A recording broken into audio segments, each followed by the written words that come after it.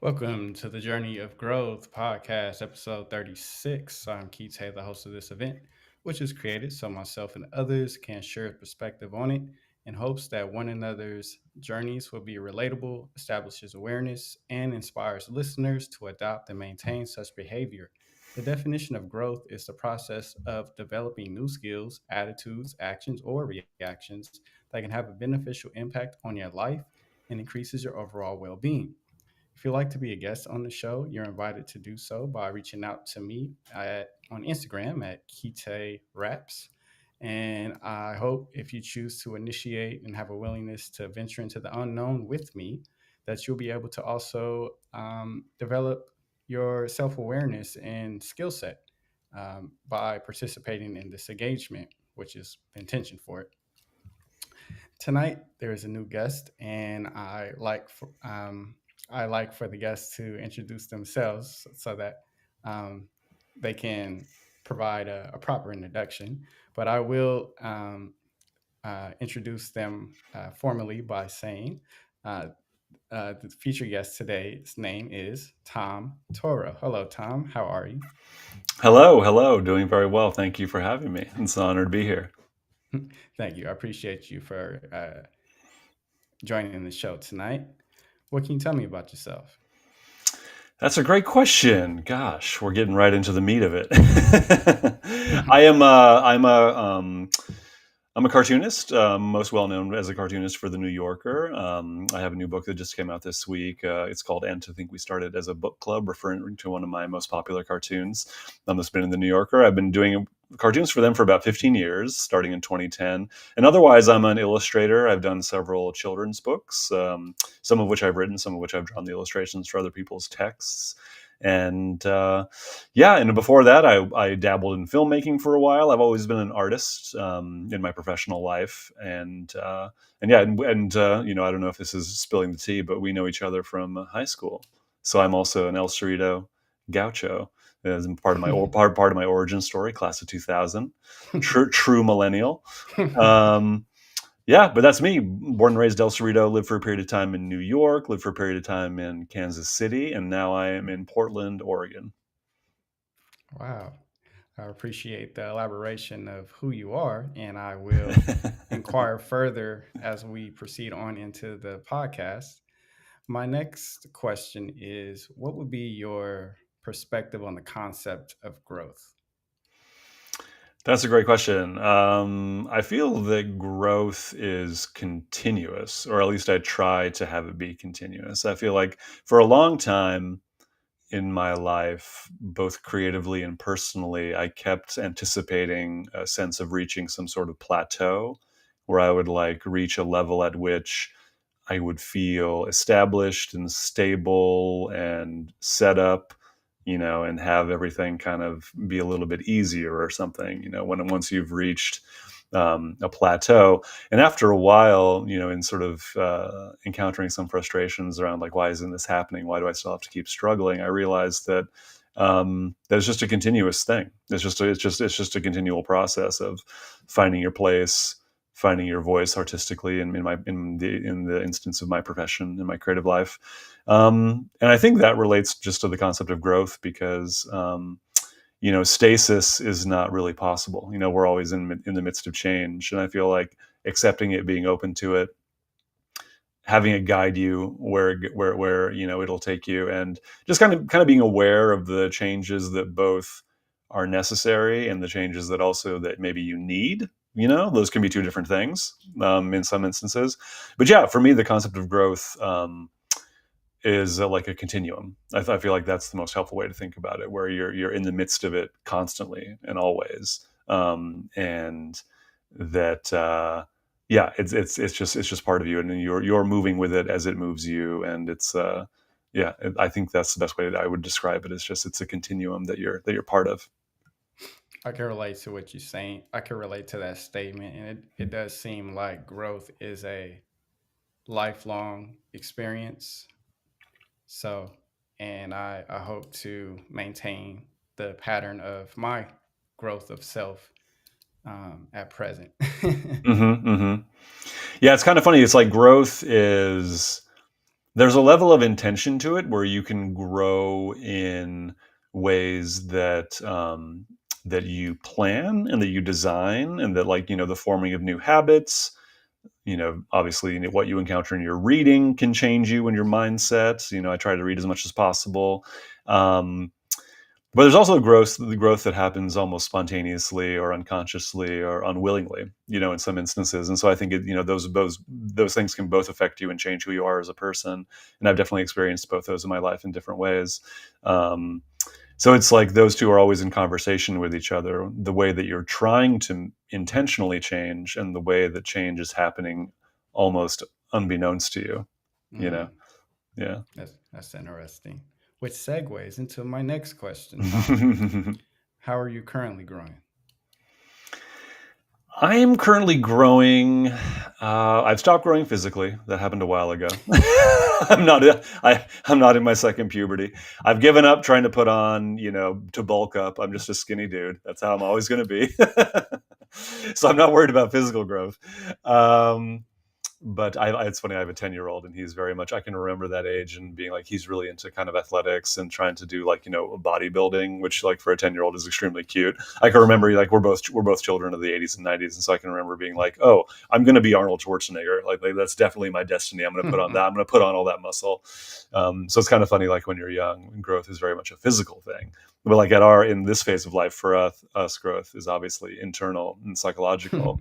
Um, so yeah, the ways I'm currently growing, I'm always trying to evolve as an artist. I've been doing stuff for the New Yorker, and the way that manifests for me is through my cartoons. That's the stuff that I do the most productively. I have the most output in the cartooning world, and so I can see my voice, like, manifesting itself through art in the form of cartoons. Um, and it's funny because I've been doing stuff for the New Yorker since 2010, and when you get into the New Yorker, which is, something that I struggled to do for a long time, and then you're in and you have an established, almost like, style of cartoon, you have your signature, and you have the sense that the audience is expecting a kind of known product from you, and so you're creating cartoons that, meet the audience's expectations and that adhere to your own voice. But it's like, how do you continue to evolve and change, almost like in the public eye, right? Like, how do you bring your audience along with you as you grow as an artist, as you explore different avenues, different interests, and even stylistically? Maybe I want to start drawing characters differently. Maybe I want to start drawing backgrounds differently. Maybe I want to dial back on. I do my cartoons with a heavy layer of, like, gray ink wash, so there's a lot of, like, shading involved. What if I just want to do a black and white cartoon? What if I want to do cross hatching? So it's like that sort of stuff that keeps you interested and engaged in your own process as an artist can also be a challenge to. Um, meet the audience with their expectations. So I'm always balancing that, but I'm trying to grow.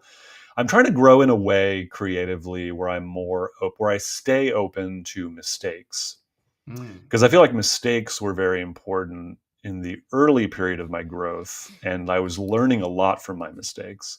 And then you settle into when you become established, like, back maybe to that whole idea of plateaus and, like, the sort of illusion of plateaus.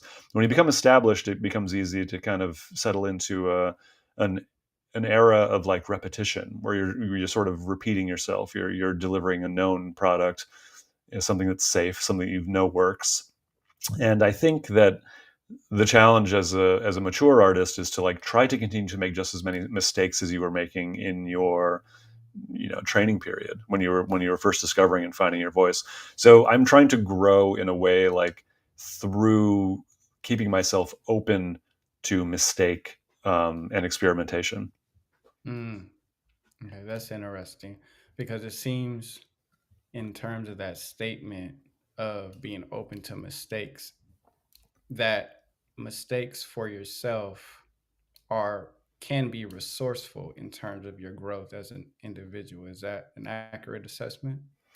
Yeah, if you allow them to be. I feel like there's a lot of times when mistakes feel like they're an impediment or a barrier, especially, like, when you're just sort of wrapped up in the day-to-day existence of a freelance artist, and you're on deadline, and you're trying to, produce something under a certain time frame.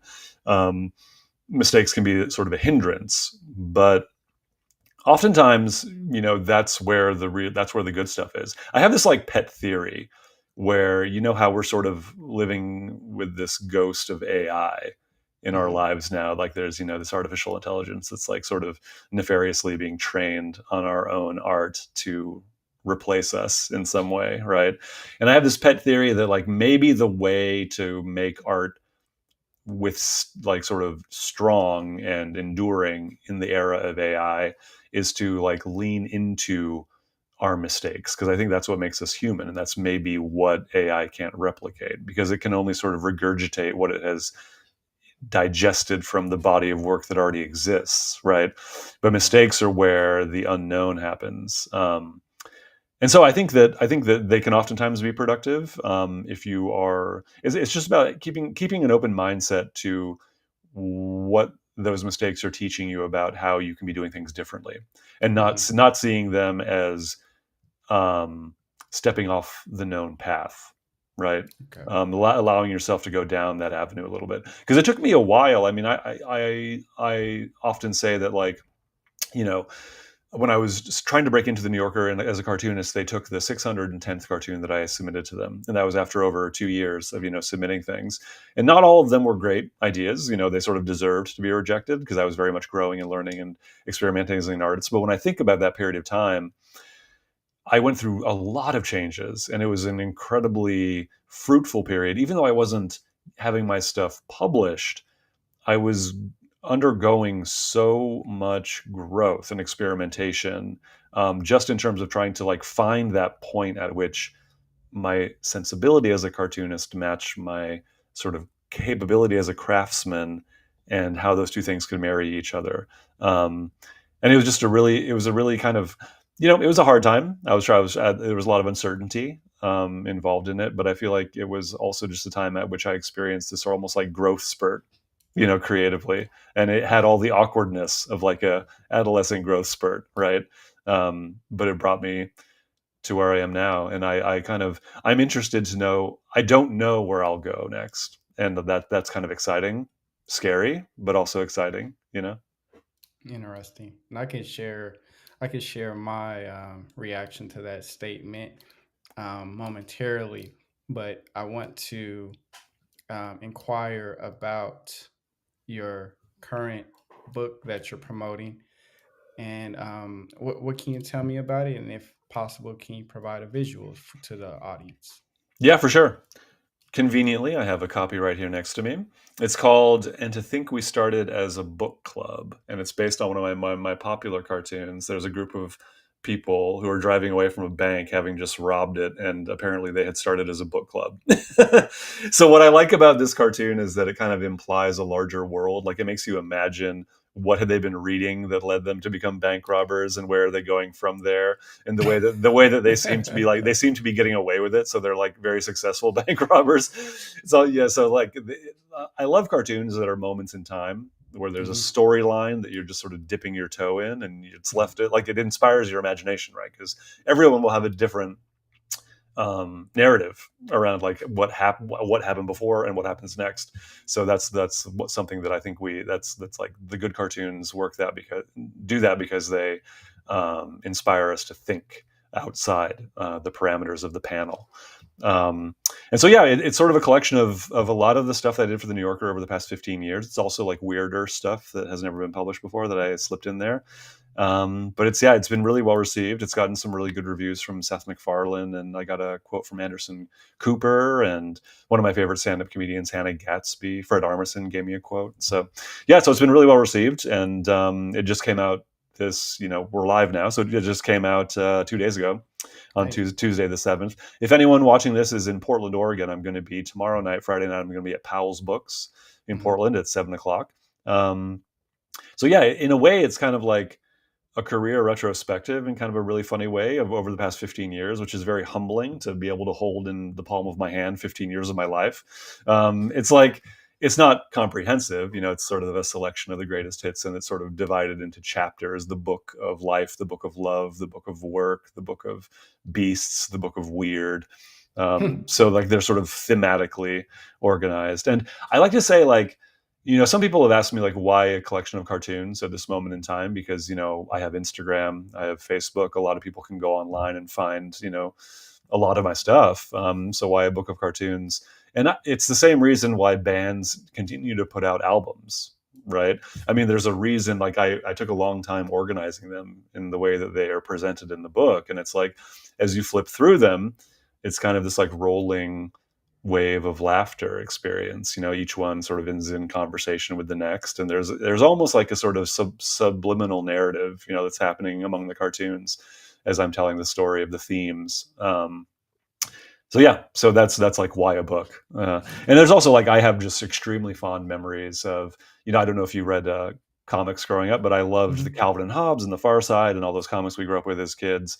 And yeah, just spending like hours and hours and hours poring over those cartoon collections, reading them again and again and again. So in a way, it's almost like a throwback to the pleasures I had in childhood, just like holding a book in your hand and like really leafing through it and leaning in, sort of staring at the images and almost like sinking into them. So Mm. yeah, so in a way, so that's also the experience that I wanted to give people. So yeah, so it's out. It's available wherever books are sold. Okay. And I hope you have experienced success in terms of people supporting your product by purchasing it. And is it possible for people interested in purchasing the book to access it through your Instagram as well? Yeah. The links on my Instagram will take you to, I think, bookshop.org is the first one. You can also buy it, you know, from Amazon if that's your bag. I recommend supporting, you know, local independent bookstores, of course. And then for anyone in the Bay Area, you know, and also, you know, for you, it'd be great to see you too. I'm doing an event at Mrs. Dalloway's in Berkeley as part of Litquake, which is a great literary festival that happens in the Bay Area. Let me just double check that date super quick. I have a lot of events coming to make sure I give you the correct information. I Mhm. will be at Mrs. Dalloway's on the 21st, the 21st of Okay. this month, 21st of October, starts at 7 o'clock. And there I'll be in discussion with another local artist, and I'll be talking about the book. I'll be doing a little slideshow showing pieces from the book and also pieces of other cartoons that have just inspired me and that I find really, you know, influential. And you know, signing copies and doing a Q&A and stuff like that. So anyone local to the Bay Area can swing by that. But yeah, it's been really rewarding. People have received it quite well. So I feel a lot of gratitude for people and supporting me. What is one of the quotes that you've experienced from someone who has read your book? It's funny. This morning, a colleague of mine, Asher Perlman, who also did some cartoon collections. He's also very, very good. If people like cartoons, he has a book out called "Well, This Is Me," and then "This Is Me Again." He just had two cartoon collections, and he posted a carousel of a lot of his favorite cartoons of mine on his Instagram. So that was extremely flattering. And another cartoonist posted, just sort of jokingly, they posted, you know, clearly Tom is the best. This can only mean one thing: like he has to go. So they're like plotting. They're plotting against me.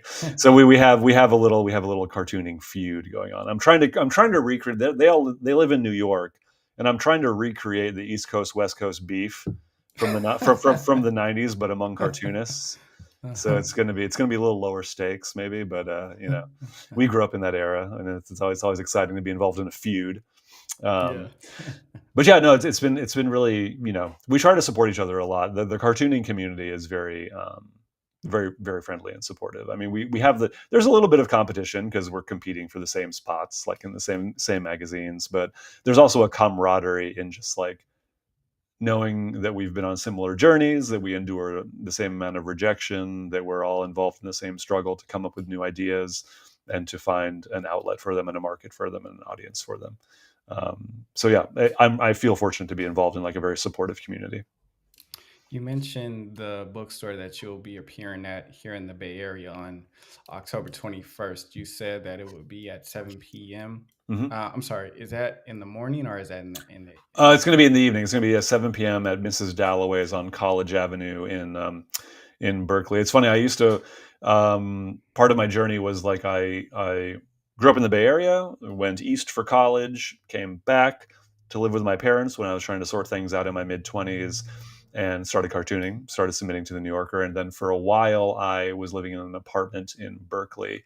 and I would go to Miss Dalloway's as like, to I was doing a lot of reading and trying to find my way and always looking for inspiration. I wish I had more time for reading now. I don't read as much as I would like to. Like that's one of the things. I have this one cartoon that a lot of people identify with, where there's two people in a prison cell, and one of them has made a rope out of bed sheets and has tunneled through the wall and is about to crawl through the wall and is looking over his shoulder at the other guy, his cellmate, and the cellmate's just sitting peacefully on the bed reading a book, and the cellmate says, "No thanks, reading is my escape."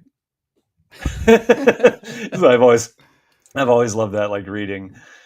It's just one of my favorite things to do. But yeah, but I used to go to Miss Dalloway, so this is almost like a homecoming, in a way Mm, to go back to the source of a lot of inspiration that I found.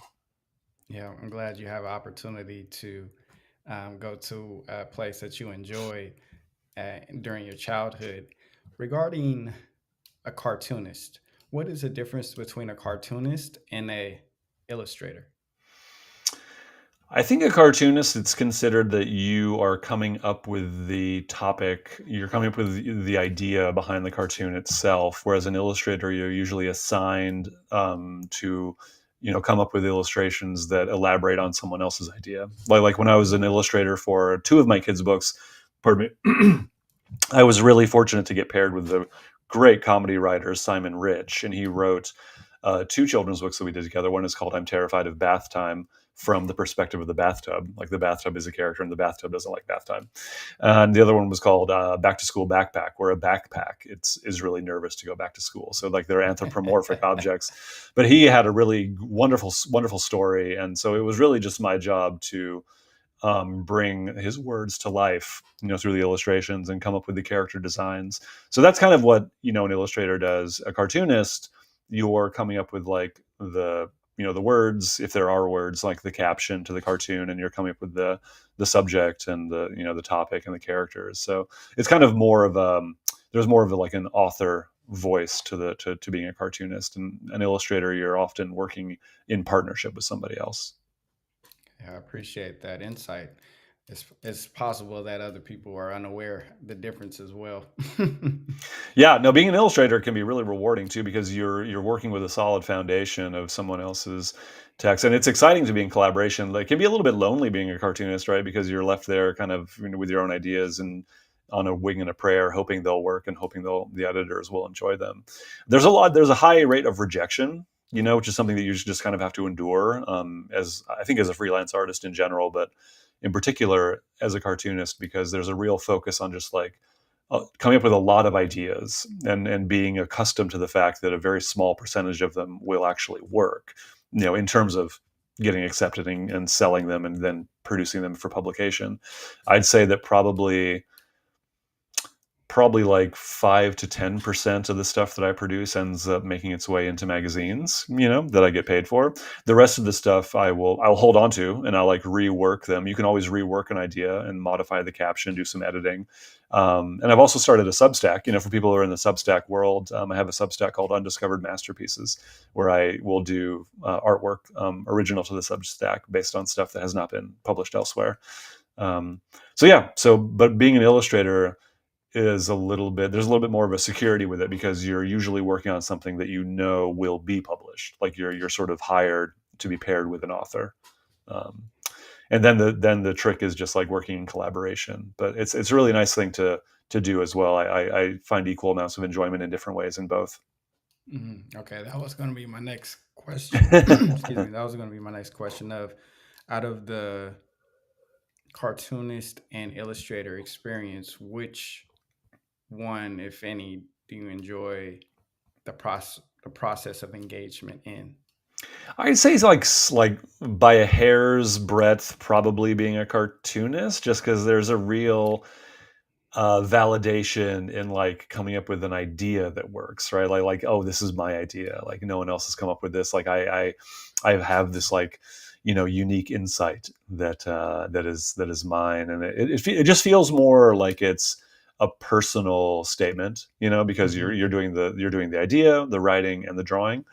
There's kind of a rule of thumb among cartoonists that like a good idea can be drawn any number of ways, but like a good drawing can't save a bad idea, right? It's like if the ideas are strong enough, then you can then you can work. Then like I could draw them, you could draw them. Other people like the idea is strong enough that you don't have to like overdraw it, right? Because it Yeah. communicates itself. Whereas like if a drawing is a little bit too elaborate, you're usually trying to like overcompensate for an idea that isn't quite there. So like it's funny, people often encounter cartoons thinking that the drawing itself is the thing that requires the most amount of our focus, right? Because that's the thing you see. It's the thing that's on the page. It's the most obvious. When actually, like 90% of the work is the idea. Like 90% of the work is the writing, coming up with the concept, coming up with just like, how do I rework this? What's the proper wording here? How can I get this to work just right? And then the drawing is the very last thing you do, and it's almost like that, and it's just fun. It's supposed to feel fun and spontaneous because you've worked it to the point where it's gonna be something that is like understandable, to the reader. But I'd say like I enjoy 50.1% cartooning and then like 49.9% illustration. I mean, the nice thing about illustration is you're usually hired to do it. So there's more of a security in terms of like, it's a job. And so you've been hired to do it. Cartooning, it's sort of it's called drawing on spec, where you're just sort of drawing in the hopes of getting paid.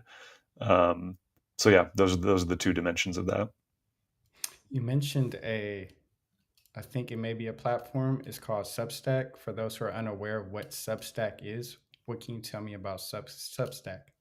Yeah, Substack is kind of it's a funny, it's kind of a mix between social media and old school blogs. Like, but it's like a platform where it got big mostly because of writers, like journalists would go there, historians would write their sort of short form essays, on like a daily basis or a weekly basis. But more and more cartoonists have started to adopt it, where we use it as a place to publish our work that is unique to us, is special to us, is not going to be published anywhere else. And so there's a growing audience of comic artists who, and sometimes you can encounter stuff that's like glimpsing a work that's in development for like a longer form comic book or like a graphic memoir. People will post, thumbnails of their stuff that's in development.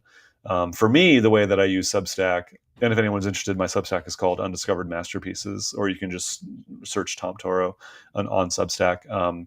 I try and do just like original cartoons that look very much like, I put as much effort into them as I do in my New Yorker stuff, and so they're like full blown painted, drawn cartoons that are a little bit edgier, a little bit weirder. I try and use them. Speaking before about leaning into mistakes and expanding your voice and like growing, like I try to use Substack very intentionally as a place to push my style and my voice, in ways that are like unexpected.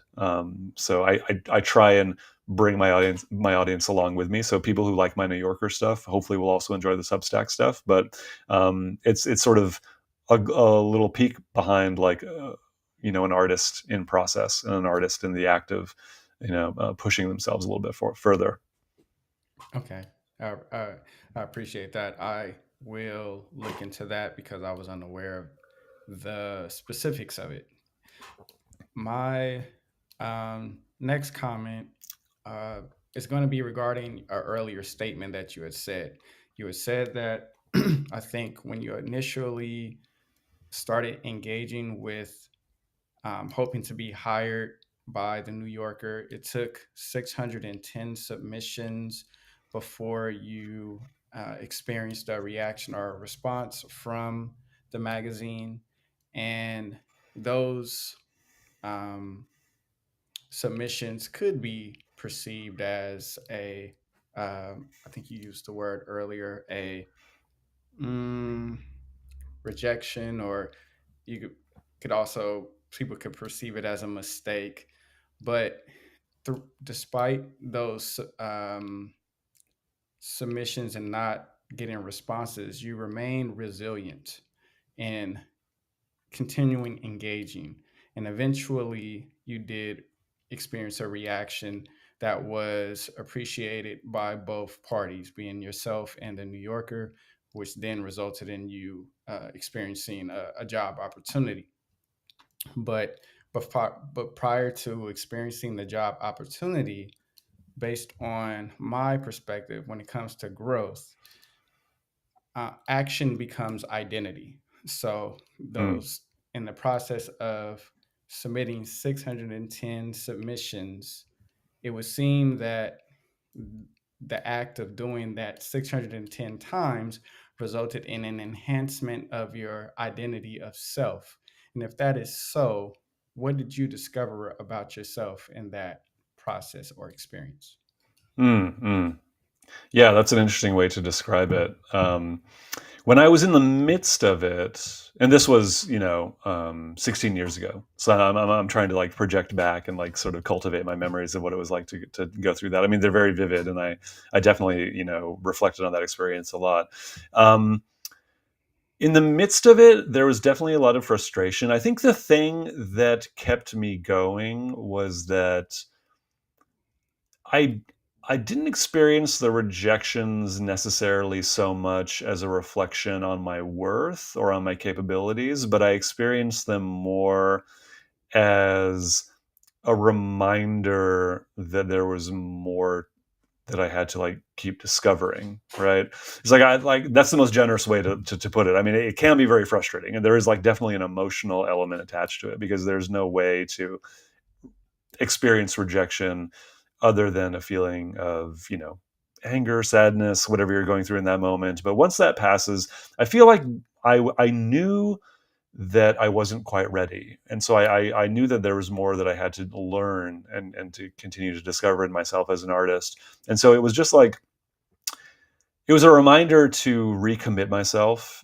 to, what I believed in. It's a little bit too, I think that's a little bit too pat to say that you need to keep drawing for yourself or keep creating for yourself first, and then your audience will come or acceptance will come or a career will come.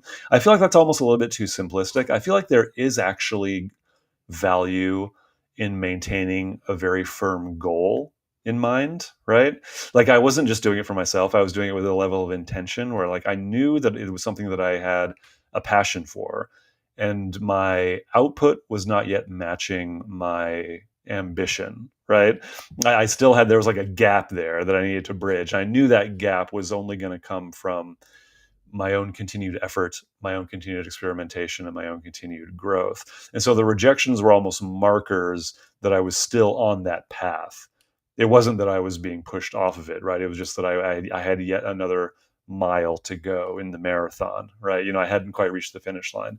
And so I feel like yes, I was creating for myself, but I was creating for myself in order to keep growing toward my goal, Mhm. right? I feel like having a goal, it's almost like, I feel like as artists, we're taught to like not show ambition in a way. Like it's almost seemed as gauche, or like it's almost seemed as cringe to like be outwardly ambitious, right? Like, Mhm. but I feel like everyone who we're influenced by in the culture, everyone who we look up to, all the artists that create things that we love, they're extremely ambitious people. It's like you have to have some sense of striving and a goal in mind.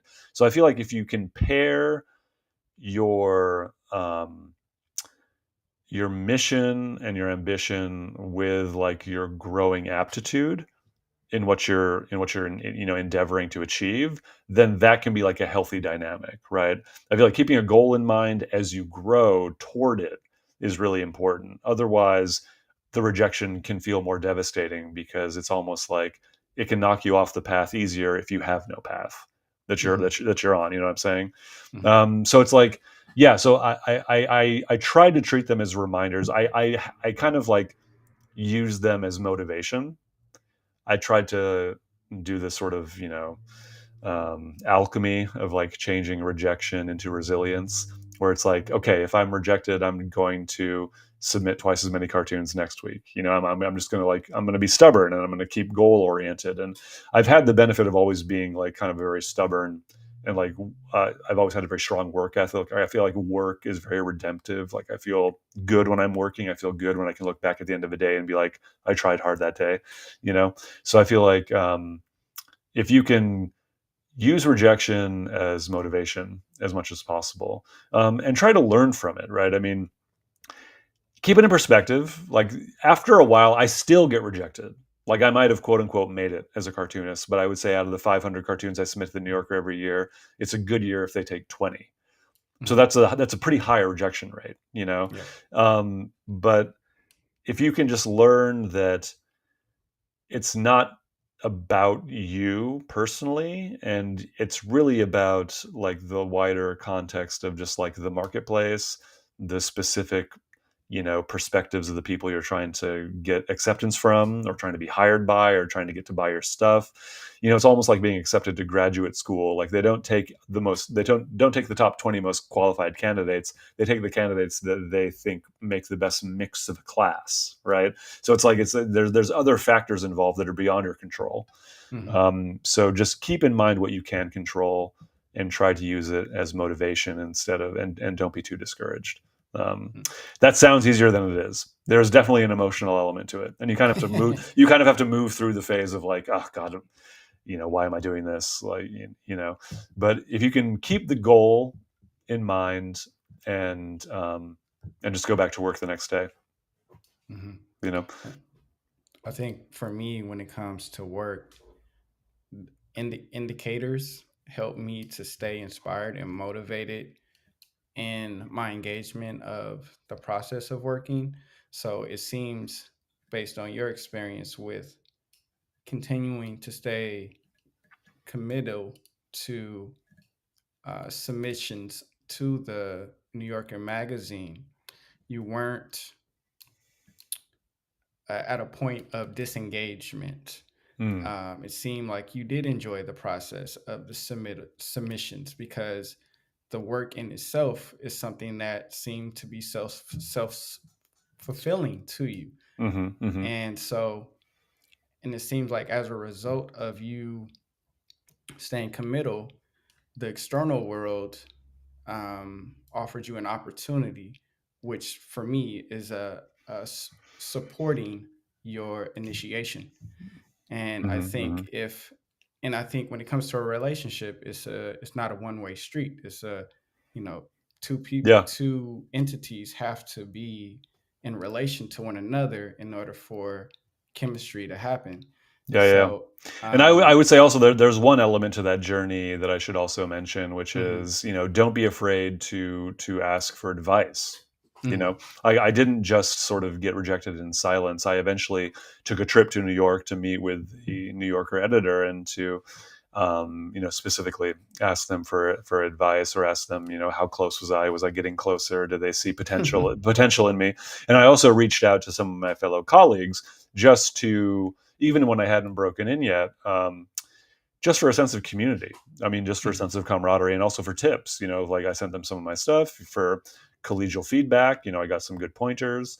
So I would say there's also real value in, finding comrades, like in your particular struggle or on your path, and not feeling so like alone, right? mhm, Like, in the journey. So there's real value in that. So I would say, like, don't be afraid to, like, to seek advice and to seek help, mhm. like, on the path. Yeah. And how how financially sustainable has this venture been for you at present? It takes a while. I mean, it takes a long while. I've had to work various, jobs. I still, work jobs on the side, other than my art, to sustain myself. I've had the fortune of being in a partnership where, we're two working people, and so we can like support our family, and that kind of thing. So, and also the support of my family. Like, when I was breaking into the New Yorker, I was committing myself fully, because I knew that I had like an intense period of time where I had to like re-engineer my career as an artist. And it was almost like going back to art school, like, on my own, for that 2 years. And so I was living back at home. So I had the support of my family during that period, and still do, so feeling that I have a support network in that sense has been really empowering for me. And I'm definitely grateful for it. But it takes a long time to establish, as a freelancer, like, establish a client base. Like, when you break into the New Yorker, that's obviously a good calling card, and you can use that calling card to then reach out to other publications, and it very much helped me like get my first children's book, sold. So I'd say by this point, um, I'm starting to make ends meet, but it takes a while. It takes a while. I feel fortunate that I'm not like a materialistic person. Like I don't have a huge amount of like I don't need like the villa in the south of France. Like I can be fine if I'm like have a full fridge and a roof over my head. And really, my highest ambition is that I have time to work on my art and that I have permission to like do the next project. So that's success, in my book. So depending on your definition of success, like how much do you need to be making? Um, but yeah, but it does take a while. So for people who are interested in going into the arts, just know that it is kind of feast or famine. There's definitely a precarity to it, and so if you try to maintain like another job that you're doing, even a part-time job, for some level of stability, and also your family network, your friend network, whoever you can like find to sort of support you, roommates, all that kind of thing. It is rewarding, but it does take a while. So it's sort of a long-term commitment. Hmm. Yeah, Okay. the like we're always fed like the sort of American Idol version of what it means to like make it as an artist, and that happens one in a billion times. I mean, like do not count on that, right? Like it is very much commit yourself to the struggle, um, and it'll be. And I think that I was at Climate Week, a couple weeks ago, because my most famous work has been sort of adopted by the climate change movement, because I did this one really well known cartoon where there's like a businessman talking to a group of children around a campfire, and they're in like a post-apocalyptic landscape. You can see in the background, maybe it's Manhattan, maybe it's another city skyline that has sort of been decimated, and the businessman is saying to the children, yes, the planet got destroyed, but for a beautiful moment in time, we created a lot of value for shareholders.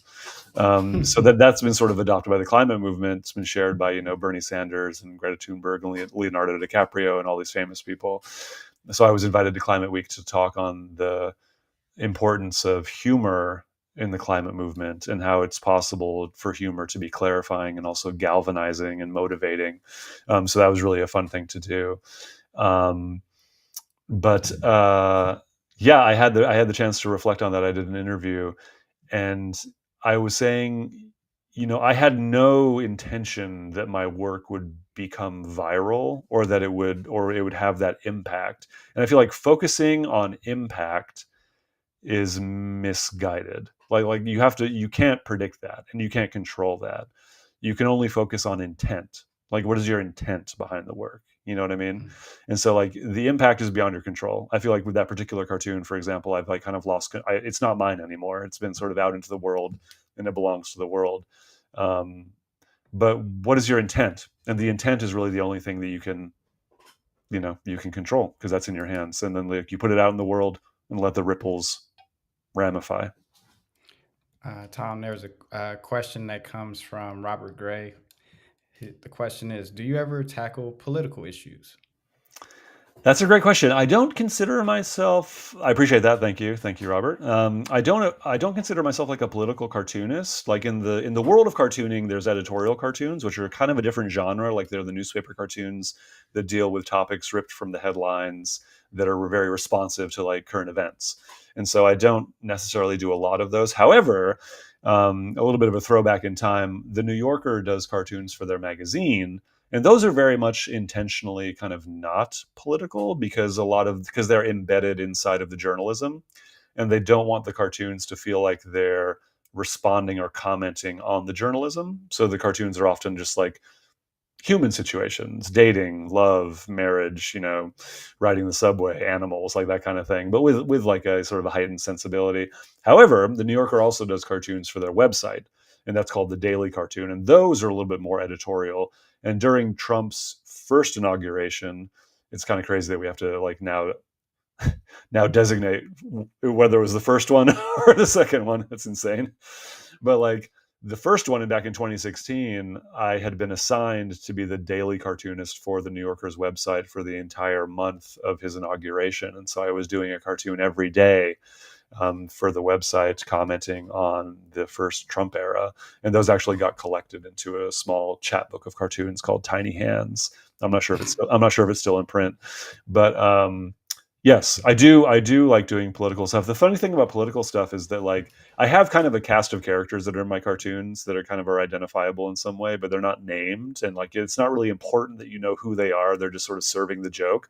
But with a political cartoon, you have to like obviously make identifiable historical figures or like contemporary figures. So I had to like learn on the fly how to do caricature and like how to make, because I often have very minimal facial expressions to my characters. There's like two dots for the eyes and often like not even a mouth for the non-speaking characters. But like that doesn't fly when you're trying to like communicate, oh, this is Trump, this is Stephen Miller, this is Kellyanne Conway. So I had to kind of like do a lot more detail in my faces. And one of the things when I was doing the Trump cartoons, I had the cartoons entirely black and white, except he was always orange. And so like it was kind of like that movie. God, what was that movie? I can't remember what that movie was called with Reese Witherspoon, like Happy Land or something. It was like black and white, except there was like a certain color elements. So I was just like experimenting with different ways of kind of drawing attention to his absurdity and his clownishness. Um, there are some political things that New Yorker allows. I mean, I would say probably that one I described, the Yes, the Planet Got Destroyed. I mean, that's fairly political, I would say.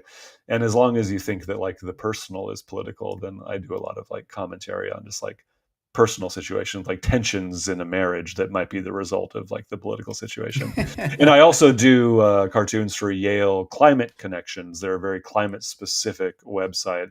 And so all that stuff is directly climate related. Like that's the context of those jokes. Um, oh yeah, Pleasantville. Redwood High School responds, Pleasantville. Good on you. Yes, exactly. That's the movie.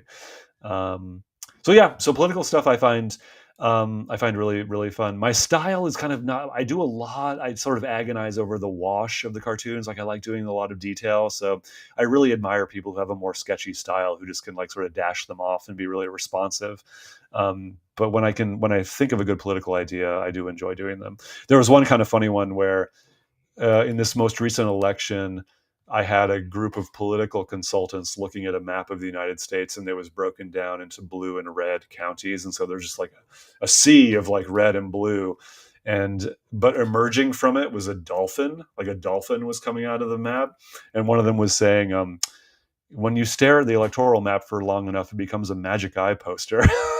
You remember those magic eye posters? Where it was Yeah, like that's so funny. just kind of absurdist stuff like that, like drawing attention to how like it's ridiculous that we like break down the country in this way and like color code each other into regions, you know. So yeah, so I try and do stuff like that sometimes. Thank you for the question. That was a great question. And we're gonna move on because I know you have to go soon. And I have a 10-year-old who has an 8:30 bedtime, so thanks, yeah, and thanks for accommodating me. yeah, you're welcome. And I hopefully we could do a part two because I have a lot more questions I want to ask you in terms of your experience Yeah, for at sure. We Yale. could do we could do a we could do a live version when I'm in the Bay Area. We could be in studio together. Oh, I don't have a live studio. I could sit on your bed. But yeah, there's a lot more to Tom Toro that I think could be inspirational to people. Like he went Yeah, to, hit me up. I'm all over the place in October, but hit me up in like in late November or something. Yeah, yeah, for sure. yeah, for Like sure. he went to Yale There's no University. expiration. You know, I'm here. I don't plan to go anywhere. Yeah, he's a Yale graduate. He was a part of a championship yacht team, Rowing team, rowing rowing. team. I'm sorry, It's rowing. all good. There's a difference. That's a rowing team. Yeah, there's a lot The more. yacht team is super rich. We were just like middle class. We were like upper middle class. Okay, cool. That's funny. Okay. That's funny. So we're going to go to the next segment of the Journey of Growth podcast. I appreciate everybody for tuning in. If you would like to comment, you're invited to do so, and we'll try to get to that if there's an opportunity. I appreciate y'all all. So let me see. I think we might have time to quickly comment on this. I'm not going to share my skill set, but so this I section. feel like I've been hogging all the airtime. I want to turn the tables and interview you next. Next time. Yeah, yeah, next Yeah. time. I mean, you have a microphone, and I actually wanted to mention to you about a potential venture that I think could be pleasurable and appealing to yourself in terms of you starting a podcast. But I'll share that concept with you with another time. So this section is It's a ruthless game, man. I don't know. I don't know if I can endure more rejection in my life. Yeah. this section is called the multiple intelligence theory. For those who are unaware of this theory, when it comes to intellect, there are two popular theories. One is more popular than the next. The first popular theory suggests that we as individuals have three forms of intellect, which will be mathematical, linguistic or writing skills, and scientific or naturalistic. And based on this adoption of this popular theory by academic institutions, we are tested on these skills, specifically in the SAT exam. And then if you are successful in these skills in terms of your performance, that would make you eligible to transition to the collegiate phase of school. However, there's an alternative theory presented by a theorist named Howard Gardner, which suggests that in addition to the three skills mentioned, there are six additional intellects that we possess as individuals, which would be musical, existential, interpersonal, people smart, bodily kinesthetic, body smart, intrapersonal, self smart, and spatial. And I present this segment to people who may be potentially unaware of this and also down on themselves because they don't sense high degrees of mathematical, writing, or scientific intellects. But if it's possible that you may have high degrees in other forms of intelligence, such as musical, such as a Kanye West, or bodily kinesthetic, like Stephen Curry. And it seems when it comes to intellect, you can increase an intellect through practice and repetition, similar to a basketball player or a baseball player committing themselves to practicing. And so, what I want to ask you, Tom, of the six multiple intelligences, which one or more do you sense you have? Mm. This is great. I love I'm just as an artist, I'm attracted to like the color spectrum of it all. It's almost like I'm drawn toward colors and which one matches then with my personality trait. I would say the ones that pop out to me as really identifiable are the naturalist. I really have always felt a super strong connection to nature, hence Mhm. my kind of interest in doing a lot of climate change cartoons. I can actually remember I shared this story at Climate Week, I believe. But I can remember coming home from when I became a latchkey kid and I was able to come home on my own, and without my parents being home. I came home, I think it was fourth or fifth grade, walked in the door, was feeling hungry, opened up the refrigerator, and was encountered by a bunch of packaging. And I remember it was my first, thinking back on it, it was like my first panic attack because I remembered thinking, oh my God, I can't feed myself without creating garbage. And like, what kind of world is this that we live in where I can't feed myself without creating plastic garbage that I then have to throw away? And I like I didn't eat, until my Mm. parents got home. So I've always had this like, and in a sillier way too. I develop like made up languages with my cats. Like I just like talk to my cats and made up language. I love my grandparents have a farm in Ohio where I would spend my summers, and literally my summer days would be like, here's a Swiss Army knife. There's the woods. Like we'll see you at dinner. Wow. So I would just like go out, into the woods and build forts with my sister, and and play along the creek. So yeah, so nature has always been deeply affecting for me, and I think that like yeah, what we're doing in the natural world is deeply upsetting, and that's kind of one of my motivators to stay involved philanthropically and politically is to try and like develop some sort of harmony with the natural world. Um, musical, I just to go through the spectrum from down to musical, that's not me. That's not me. I don't have. I love music, but it's like a complete black box. I do not have any idea how it's made. I'm tone deaf. Like I don't. So in a way, music is like the purest art form to me. It's like the only art form to me because it's just a pure magical mystery about how the heck is this created. I went to see the Roots live in concert in Portland when they were over here like last month, I was just like standing there the whole time, completely transported. Like it's just magic. It's like watching magic happen. Like I have no idea. It could have been David Copperfield. I was like, what the hell? Logical mathematical, again, I can like fake logical mathematical, like I did okay in math. Like when I know the rules, I can apply the rules. It's not something that comes to me as a passion or like instinctively. I'm not drawn toward it. It doesn't have the same sort of like magnetism for me. And I'm not like a good strategic thinker. Like my 10-year-old can beat me at chess. Like I just don't. I'm not good at planning in that way. So that's also just not me. Existential, yeah, I can do existential. I mean, I love poetry. Like Walt Whitman to me is like the Bible. Like I love that stuff. The mystery. I do believe there's a mystery out there. I'm not necessarily like a God-centered person, but I do believe that there's a lot that we don't know, and that we are, we're cellular organisms that have somehow involved this self-reflexive capability in our brains. And like, yeah, there's a lot out there that we don't know. So I love just sitting with those questions and sitting with the unknown. A lot of being an artist is like stepping into the unknown, because what your job is to create things that don't exist, right? And so that's kind of cool, and it's also terrifying, a lot of times. Interpersonal, not me. Like I love chatting with you. This is great. I love one-on-one stuff in groups. Man, I can turn it on. Like I have to turn it on. I'm on this book tour, but like, gosh, I immediately go up there to the intrapersonal. Like I am my own best company. Like I just love privacy, sitting with my own thoughts, mulling over things, reading to me, like my books are some of my best friends. And like I do have obviously human friends, and I have people I'm deeply, deeply connected with, one of whom we both know, Kenny Kahn. Shout out to Kenny Kahn if you're out there, lifelong homie. But like, yeah, but like, gosh, I feel fortunate that I love my own company, and that like that. So like I can just like sit and think and come up with ideas, and that's me. So interpersonal, not so much. Interpersonal, yes, thumbs up. Body kinesthetic, like you mentioned, I was an athlete for a while. My father is an Olympic medalist. He has a bronze medal in the Olympics. Oh, wow. So like I come by it naturally. It's just something I've always had just sort of an aptitude for.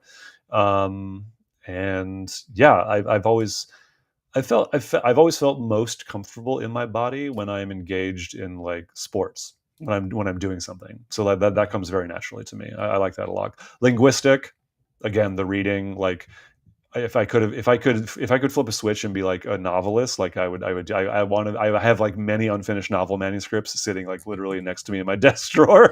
Like I love language. That's one of the attractions to cartooning, is like the wordplay, like inventive wordplay in the captions. Hmm. um so yeah, for sure, linguistic, absolutely.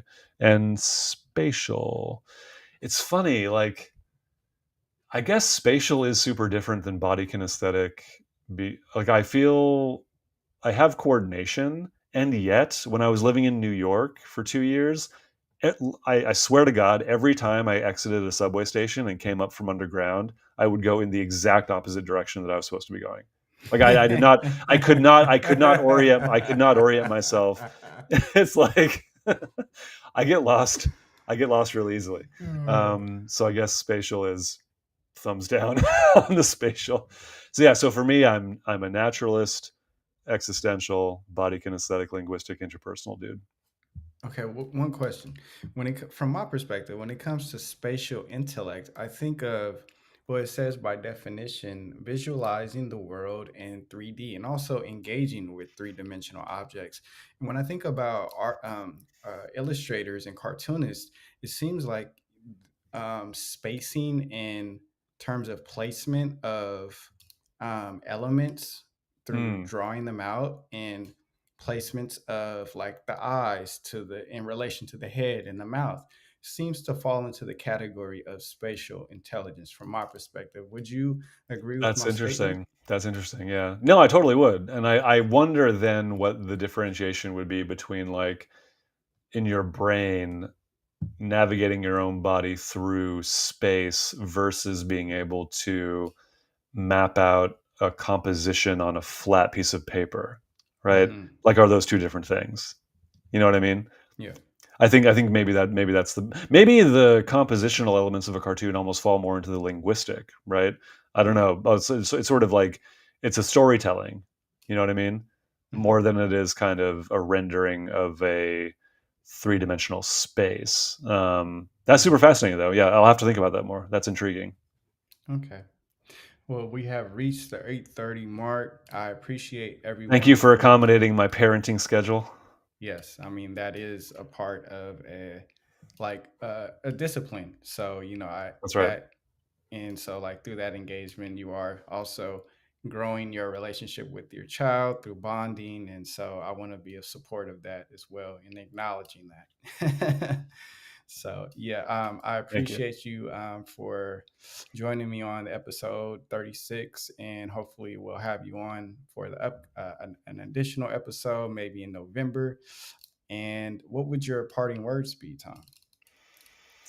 Gosh, that's a really good question. I think my parting words would be, to go back to what I mentioned about, intent versus impact, right? Like move with whatever you're engaged in, bring to it intention and let the impact that it has on other people take care of itself. Because you really can't be in control of the way others react or respond to what you're engaged in. So come with the best of intent and hope that that ramifies. Um, and then I think eventually you'll find the people who see you for what you are, what you're trying to do. You'll develop a community and find the encouragement that keeps you moving forward and growing. Great. Yeah, I think I appreciate your final statement. It's relatable to myself, and I I'll present my final statement when we resume our conversation in part two of our. Cliffhanger. Oh, that's a podcasting tip, huh? Yeah, always leave them wanting more.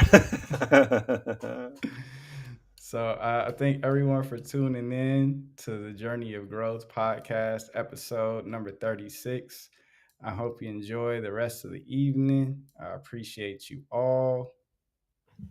Oh shoot. Thanks, everybody. Take care. Let's, good night, y'all. Hold on. Hold on.